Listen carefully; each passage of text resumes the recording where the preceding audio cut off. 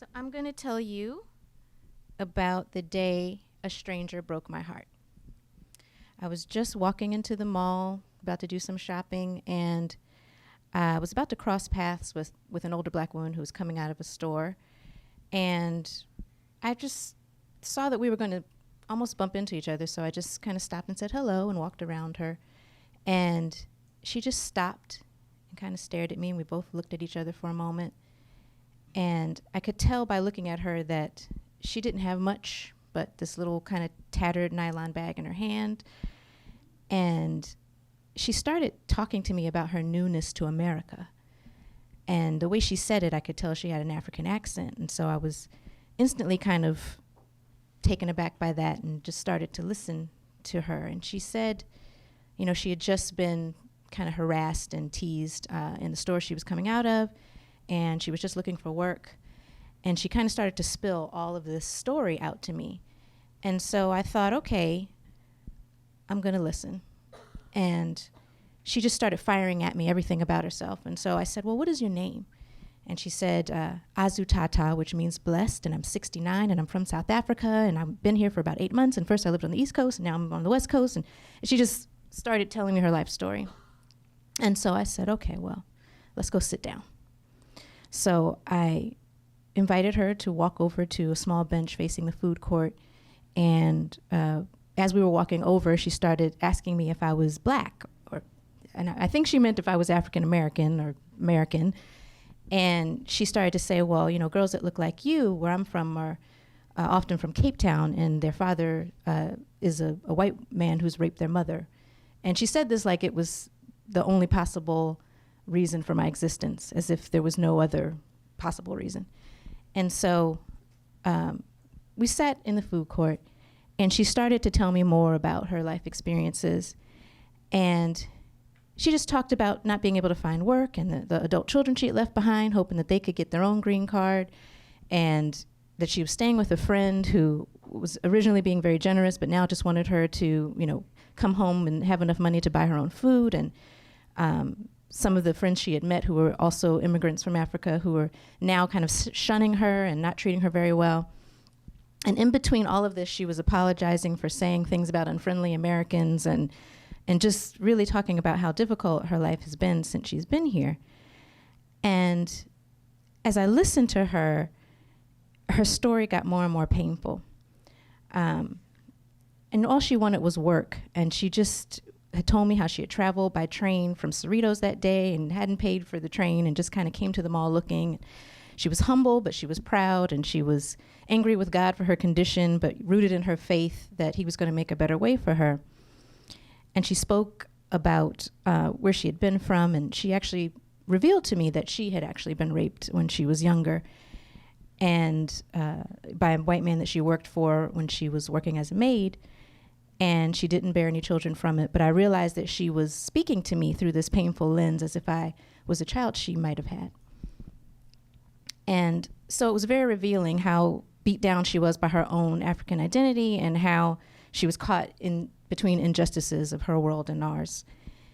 And how hard it was for her now as a senior citizen trying to exist in a world that didn't have any respect for her. And she wanted me to be able to look out into the mall and see what she saw. And she was saying to me, you don't understand what this is for Africans and for immigrants in this country. And you don't understand the opportunity that's here. But right now, you know, there's nothing that I can do. And in Africa, there is no retire. I can't sell drugs. I can't prostitute. What can I do? And I thought her question was so heartbreaking. It was hard for me to imagine. And so she kept saying to me, but you're so pretty, and yet you talk to me. And, you know, she kept thanking me for not running away or spitting in her face as someone else had just previously done earlier that day. And so I continued to ask her questions about where she was from, and she was very amused by that. I started showing her pictures of my family, partially in an effort to prove I was black, and that wasn't really working because everybody in my family is lighter than me, and so it was very confusing for her. I started talking to her about my son's name. Middle name is Okike, which means creation. It's an Igbo name from Nigeria. And she was completely amused by the fact that I was, would want to name my child something African. And, we shared some photos, and I sat and listened to her pour out more and more of her story, and I just started to sob. And I was just crying, and then she started crying, and you're so pretty, why do you cry? Why do you cry? And I couldn't think of anything to say, and I just said, because you are just so sad. And it was just really hitting me. And so I just imagined how we looked sitting in the mall in the food court crying together.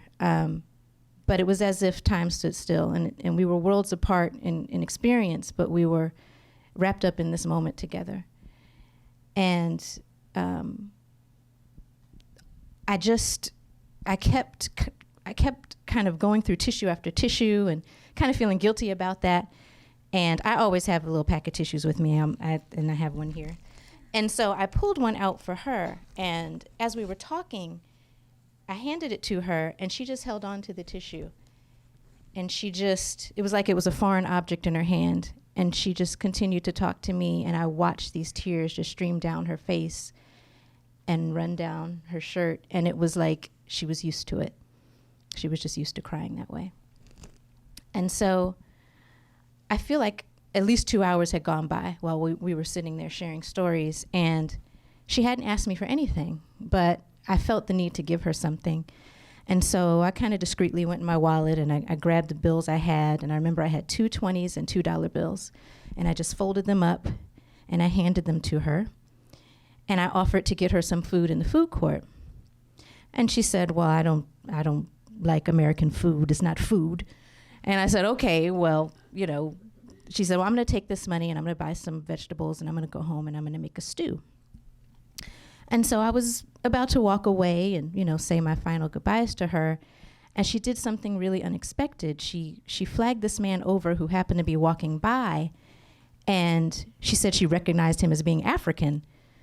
And I was like, okay. And so he comes over, and they start talking to each other. And then I'm going, okay, is this like a setup? Did I just fall for a weird, hoax, or, did I get bamboozled? And so he introduces himself as being from Senegal. And so she pulls him closer, and she says, thank her for me. And so he grabs my hand, and he says, I know you do not know what she means, but where we're from, this is a custom. And if someone is kind to you, you find an elder or someone to witness it, and you thank them. And so I thank you. And I had just stopped crying, shortly before, and I had run out of tissues, and so I just kind of turned to just wipe my eye, and I swear when I turned back, he was gone. But she was standing there, and she said, God brought you here today, and he's going to bless you. I asked him to send me an angel. And so we hugged and parted ways. And I just kind of walked away, not really looking back, but just being completely overwhelmed. And so at this point, it felt completely hypocritical to go shopping now. So I just went home, and I wrote everything down. I got a piece of paper, and I was like, let me just write everything down that I can remember that she said, because it was just so profound and moving to me. And I will never forget it. So cut to about, I'd say, 2 weeks later. I'm coming from the cleaners in a totally different part of town, and I see this man get off the bus, and he's wearing a dark suit, and he looks just like the man that had thanked me. And I'm talking myself out of it. I'm like, that's not the man. That couldn't be the man. Is that the man? Is that the man getting off the bus? And so I'm trying to tell myself, you're totally imagining something, go around the corner. But the whole time I'm driving, I'm looking at my peripheral vision like, that's the man. You need to go back. You need to go back and tell him you're the lady. And so I just went into this furious U-turn, and I turned back into the cleaner's driveway.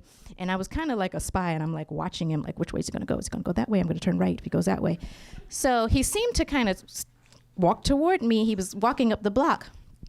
And so I roll my window down, and I'm like beeping and flagging, beep, and he's looking, and he's like, oh, and so I flag him over, I'm the lady. And so I think he recognizes that I'm the lady. So he comes up to my window, and as he gets closer, his smile kind of warms up, and he's like, oh, I said, I'm the lady from that day with the lady with the mall, and you thanked me, and the woman from Africa, and you don't understand what that was, and I'm completely crying now, And so he holds my hand, like he did before, and have my one hand out the window, and I'm like, I'm gonna park. I'm gonna talk to you. I'm gonna park, and so I'm kind of pull over, kind of double park. And we talked for a moment, and I said, you don't understand, because you didn't, the whole thing, happened before you got there, and I had been sitting with her for an hour or two. And so he understood, and it was like a moment for both of us to just recognize the profundity of what had happened. And so I told him, I want to hear your story. I want to hear how you got here and from Senegal. And so he gave me his card. He had a card, and it was like he was some type of African griot storyteller, and he was, his name was Tala, and he's like, you can call me and we'll talk. So, we planned to meet at Starbucks, because that's where you meet when it's a stranger and you need to meet to talk about something. So I'd say about every other day for the next 6 weeks, we would meet at Starbucks, and I started to record his entire life story, which was amazing. And it was just therapy for both of us. We just had an amazing time every time we got together for about an hour. And he had a remarkable story, of which I'll share some of it with you. He had a background in theater. He was from Senegal. His native tongue was Wolof, and he was the first of his family to go to university. He had moved away and gone to university in Belfast, and then he had gone on to Lyon and started a theater company.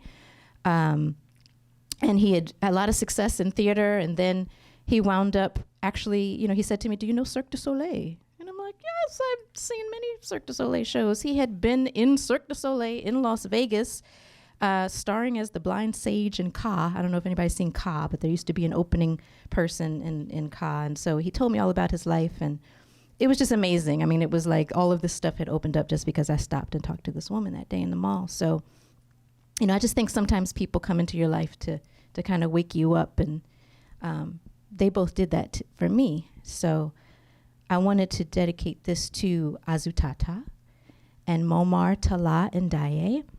I recently found out that Tala passed away about a year ago, but I'm happy to say that I feel like he spent some, valuable time with me sharing some of his life story, and I hope to pay tribute to him in sharing that. And I hope that by sharing this story with all of you, that it's touched you as well. So, thank you.